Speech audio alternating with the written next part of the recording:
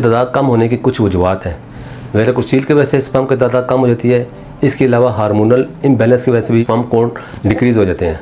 मर्दों में testosterone, FSH, LH ये तीनों हार्मोन बहुत ज़्यादा ज़रूरी हैं। हार्मोन्स में अगर कमी हो तो इस वजह से भी मर्दों में स्पर्म की तादाद कम हो। इसके अलावा मर्द हज़रात जो किसी खास बीमारी की वजह से इसकी मेडिसिन ले रहे हो तो इनकी मेडिसिन के साइड इफेक्ट के तौर पर भी मर्दों में स्पर्म की तादाद कम हो जाती है या डेड स्पर्म में इजाफा होता है। इसके अलावा अपनी खुराक में प्रॉपर डाइट ना लेने की वजह से भी स्पर्म की क्वालिटी कम हो जाती है।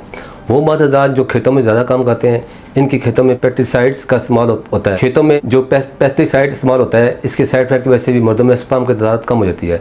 ड्रग्स, स्मोकिंग का बहुत ज़्यादा इस्तेमाल एक्टिव स्पर्म को कम करके डेड स्पर्म में इजाफा करता है।